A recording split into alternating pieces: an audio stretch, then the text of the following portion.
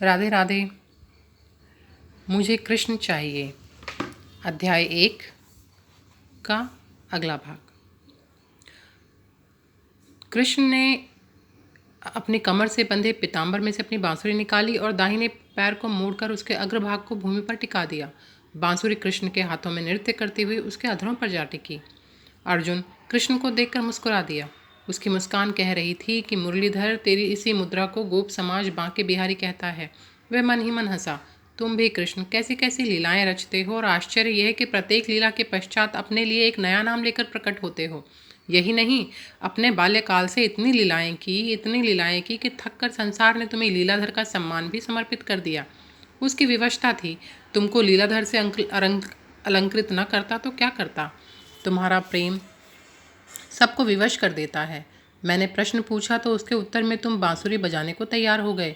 अरे सखा, अब मैं तुमको क्या कहूँ।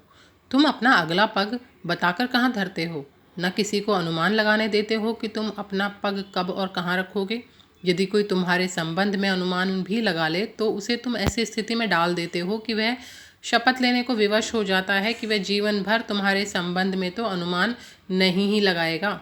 मैंने सोचा था कि तुम मुझे मेरे प्रश्न का उत्तर दोगे, पर लगे बांसुरी बजाने। बजाओ, तृप्त होकर बजाओ। किंतु मैं नाचने वाला नहीं हूँ। अभी बृहन्नल्ला के रूप में जी भरकर नाच कर आ रहा हूँ। सहसा कृष्ण ने अपने अधरों से बांसुरी हटाई और अर्जुन की ओर देख कर हंसने लगे और हंसते ही चले गए। अर्जुन ने वह हंसी देखी। वह कह रही थी कि अर्जुन, तुम जो सोच रहे हो वह मैं सुन रहा हूँ।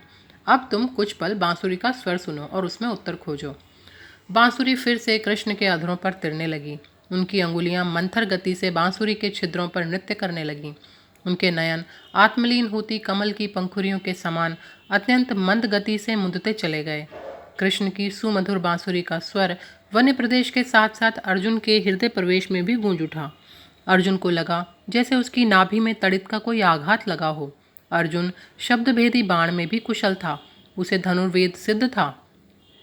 इस सिद्धि के कारण वह स्वर के आने की सटीक दिशा, दूरी और स्थिति बताने में सक्षम था। उसे समझ नहीं आया कि उसकी एकाग्रता को क्या हो गया। क्यों वह बांसुरी की स्वर लहर की दिशा, दूरी और स्थिति का उचित अनुमान नहीं लगा पा रहा, जबकि बांसुरी बजाने वाला उसके सामने खड़ा है। उसे यह स्पष्ट सुनाई दे रहा था कि चारों दिशाओं से बांसुरी का स्वर आ रहा है।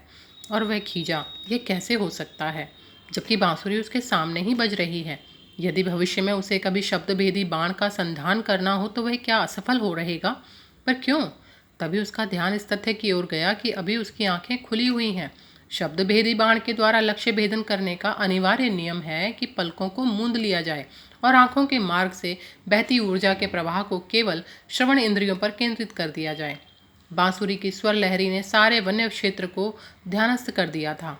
अब तक आ रही पशु पक्षियों और कीट पतंगों की ध्वनियां मौन में चली गई थी। लगा जैसे निकट से आ रहा जलप्रपात भी अपने स्वभाव को त्याग कर स्थिर हो गया है। अर्जुन को यह विश्वास था कि जैसे ही वह आंखें बंद कर ध्यानस्थ होगा, उसकी चेतना बांसुरी के स्वर के मूल स्रोत की वस्तु स्थिति खोज लेगी।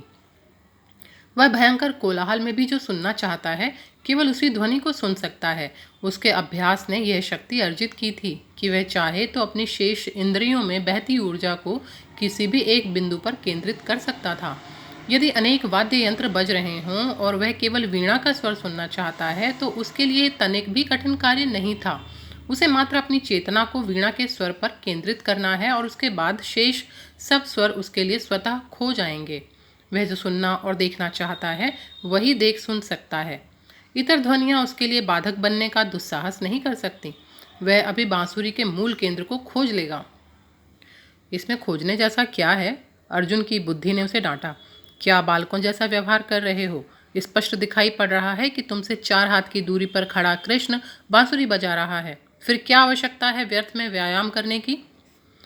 व्यायाम की आवश्यकता तो सदा रहती है, और उस समय और भी अधिक हो जाती है जब यह आभास होने लगे कि स्वास्थ्य असंतुलित होने लगा है। अर्जुन ने अपनी बुद्धि को समझाया।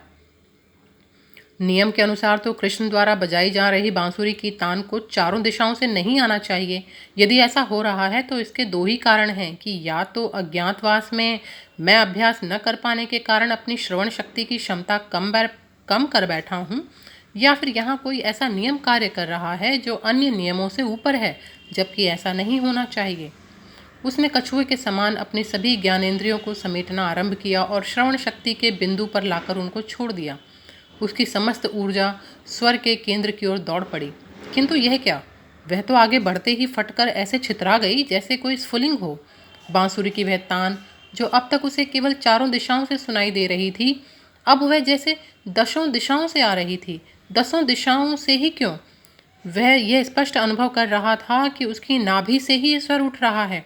उसके रोम रोम से संगीत झर रहा है। वह केवल संगीत का झरना हो गया है। उसमें से जल नहीं बल्कि संगीत झर रहा है। उसे लगा जैसे वही बांसुरी बजा रहा है या फिर वह स्वयं बांसुरी हो गया है।